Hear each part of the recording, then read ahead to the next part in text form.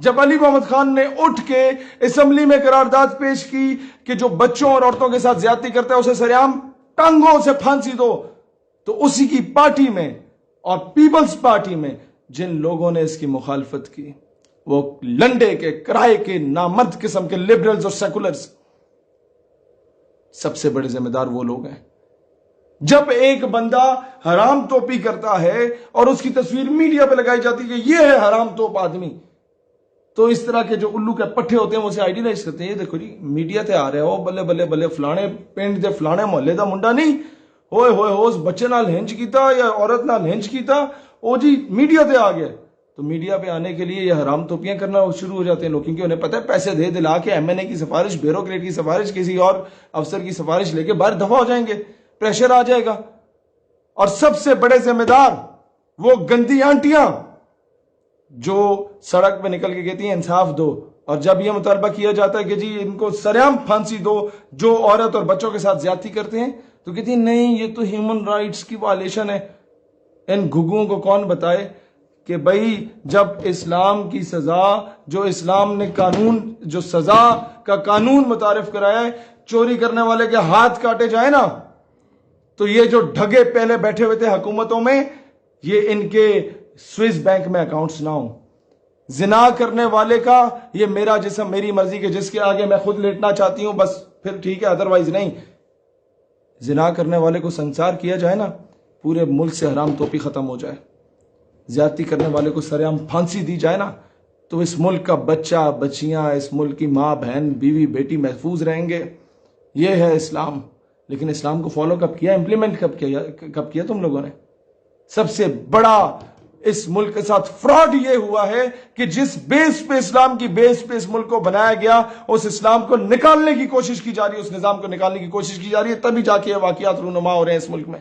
ایک خاتون جو کہ لاہور موٹر وے سے جا رہی تھی، ان کو گاڑی کو روکا گیا یا گاڑی خراب ہوئی، اور جو کیس ابھی سامنے آیا وہ تو یہی ہے کہ لوگ آئے، گاڑی کا شیشہ توڑا اور ان کے بچوں کے سامنے اس عورت کے ساتھ زیادتی کی گئی۔ اس میں 3-4 ایسپیکٹس آتے ہیں، میں نہیں جانتا وہ خاتون کون تھی، کیا کرتی تھی، لیکن یہ کیسز کیوں ہوتے ہیں؟ یہ کیسز اس لیے ہوتے ہیں کہ انگریزی کی ایک ٹرمینالوجی ہے، justice delayed is justice denied.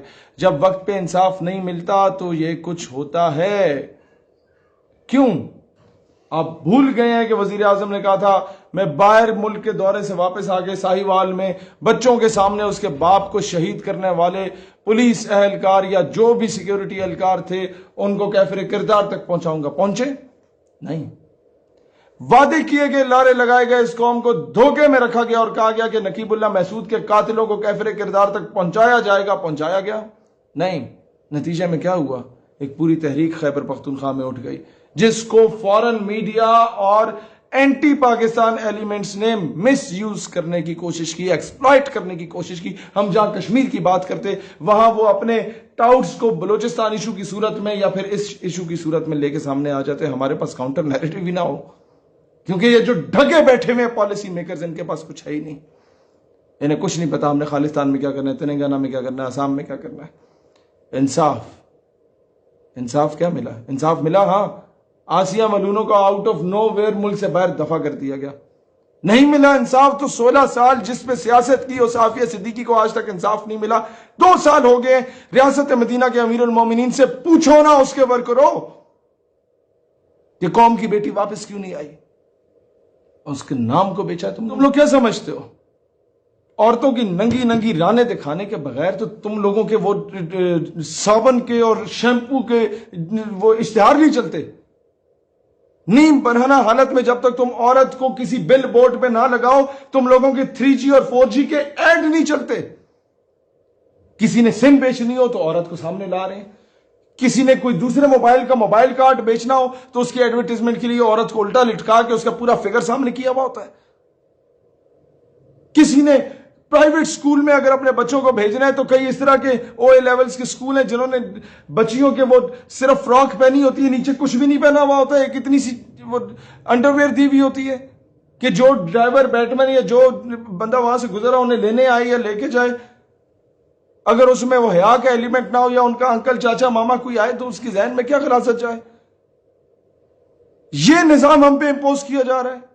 اور پورے ملک کی ایلیٹ ان کے بچے وہاں پڑھ رہے ہیں، اور ایلیٹ سے ہی تو یہ سارا سٹیٹس بنتا ہے، کیونکہ ایلیٹ کلاس جو کرے گی وہ ننگی پھرے گی، تو ہماری قوم کے جتنے بھی گئے گزرے لوگ ہیں وہ انہی کے پیچھے ننگے پھریں گے، وہ کپڑے پہننے کی کہیں گے نہیں کپڑے پہننے چاہیے، کیونکہ جس کی بڑی گاڑی ہے، جس کے پیچھے 2-4 گارڈز پھر رہے ہیں، اس الو کے پٹھے کو ہی فالو کرنا ہے۔ کوئی بندہ بندے کا پتر بن کے تمہیں کوئی بات سمجھانا چاہے اسے تو فالو نہیں کرنا ہے اس قوم نے۔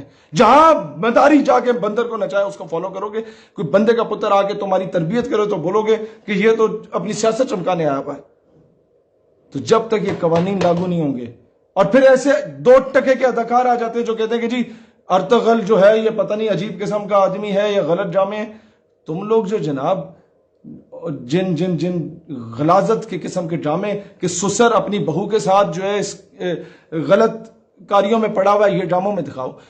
تم اپنے ڈراموں میں دکھاؤ کہ قندیل بلوچ تو بڑی اچھی خاتون تھی، وہ تو جسم فروشی کرتی تھی اپنے ماں باپ کا پیٹ پالنے کے لیے۔ بھئی الو کے پٹھو، یہ بھی تو دکھا سکتے تھے کہ وہ آٹا گونڈا کرتی تھی، وہ سلائی مشین لگاتی تھی تاکہ اس سے کماتی اور اپنے یا جھاڑو پوچھا مارتی اور اپنے ماں باپ کو کھلا پلا دیتی۔ تم لوگ قوم کی بیٹیوں کو کیا سکھا رہے ہو کہ ماں باپ کے پاس اگر پیسے نہیں ہے تو جا کے اپنا جسم بیچ کے آؤ؟